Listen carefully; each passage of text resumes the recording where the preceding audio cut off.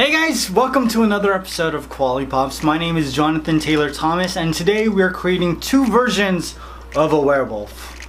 We're creating a cute version and a terrifying version. This terrifying version, I am here for this. It looks bomb, so let's get started.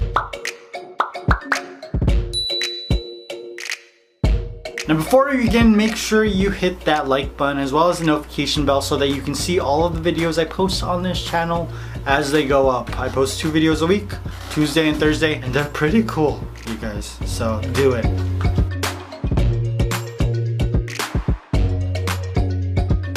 Let's create this werewolf. I'm starting with a 10-inch square cake. I'm creating just a basic shape. It almost looks like the plates on a baseball field. I don't even know what they're called. I don't play sports, you guys. It's just an octagon. It's basically an octagon. Now we got some funfetti cake. We got a little bit of icing. Just making a big cake sandwich, really.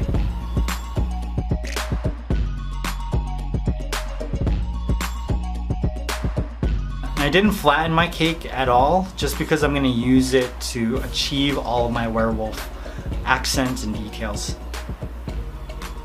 Yes, and I started to map it out just a little bit. This, of all of the monster cakes I've created, this probably has the most symmetry. I just did this on the fly. I'm making this character up, so it was easy for me to just wing it. When you're doing a character that everybody's familiar with, you have to get all of the features right in the right place, but with stuff like this where I actually get to just be creative, I don't worry about it so much.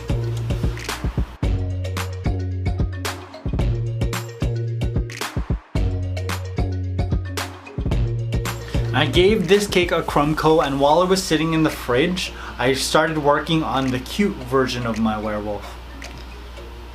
He's trying to look scary, but he's not scary. He's not scary at all. So I'm using a 5-inch round cake. I just leveled out the top and cut it in half. Then I placed on a template. I created this on the fly as well, but I just wanted it to be more symmetrical than the other cake.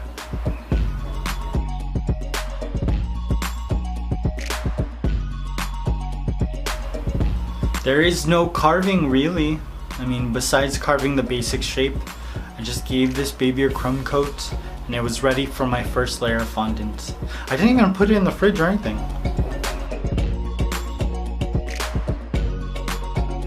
Ooh, what color is this? It's like a muted blue. I don't even know if I have this color. Oh, it's like a striking blue. Just a hint of green and a lot of gray. It looks really nice.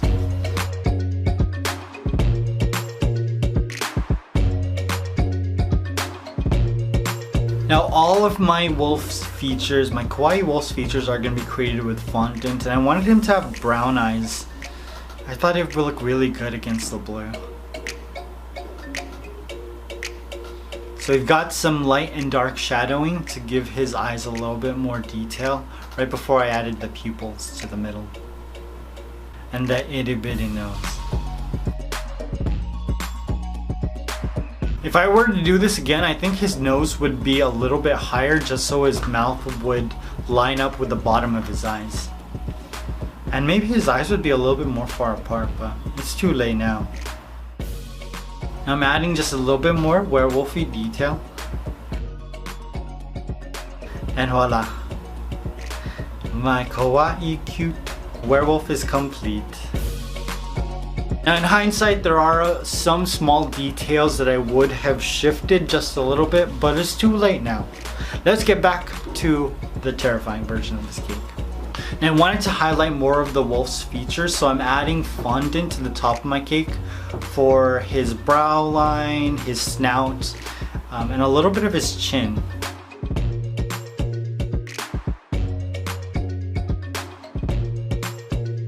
Then I covered it with a lighter piece of my, what is it called? Striking fondant. Actually, it's not. The striking is too bright. So we've got this grayish blue.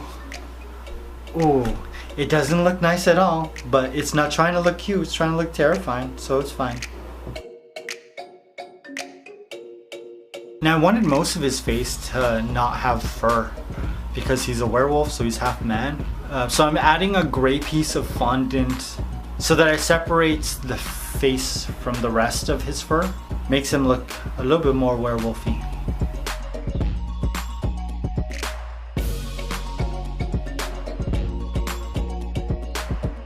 No, I was kind of on the fence about how human I wanted this to look. I just went for a scary looking wolf.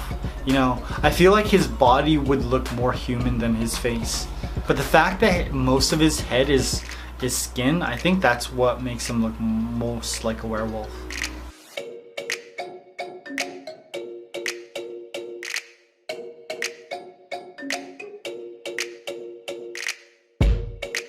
I gave him a forked tongue too. I thought that looked really cute. Look at that fork.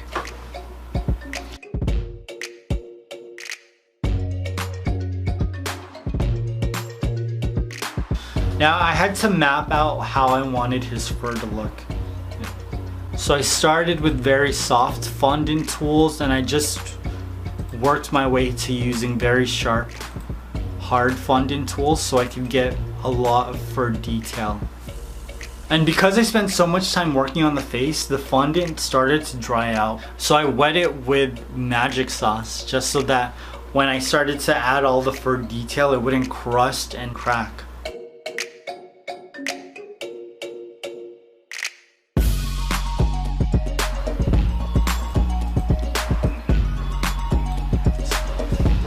Then I added some fondant pieces just to blend his face into the rest of the cake. That looks pretty sick, doesn't it? All of those torn fondant pieces really looks like fur.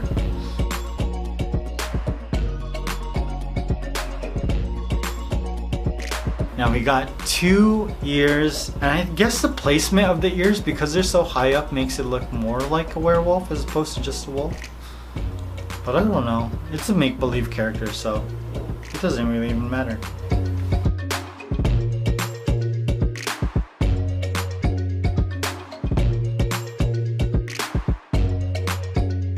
When I was adding the teeth, I was kind of scared that it was going to look more like a rat. And I wanted to do a rat, so I wanted to make sure that my werewolf looked very different.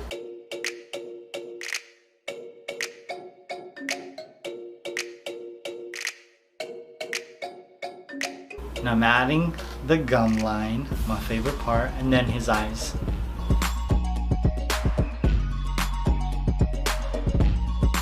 It's so easy to do eyelids when you're working with a character that is scary. When you're working with something that has a smooth face, it's hard to put on eyelids because it's hard to blend the fondant into the rest of the cake. Now I'm using some diluted magic sauce with a little bit of blue and black food coloring just to get into all of the fur crevices I created.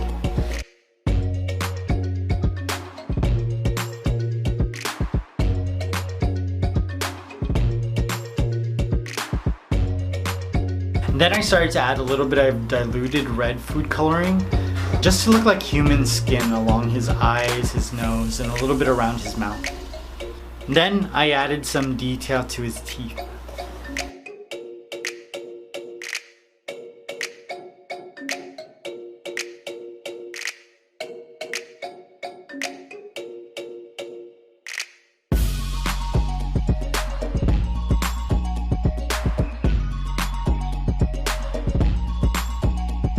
I thought it looked too put together, which is why I decided to give him a scar on the right eye. I really did want him to look like he'd been through some stuff. Like somebody tried to kill him, tried to gouge out his eye, and that didn't slow him down at all. After I finished gouging out his eye, my terrifying werewolf was complete. Sick, right? This looks so good. Those teeth look so realistic. And all of the diluted red food coloring that I placed along his eyes make this stand out so much. Now I'm curious, which one of my werewolves do you like the best? Do you like the cute version or do you like the terrifying version? The terrifying version is definitely my favorite. I feel like I accomplished so much. Now I've got an entire playlist of cute and scary cakes for you guys. Make sure you check them out. I hope you guys enjoyed this. I love you. I will see you very soon. Peace!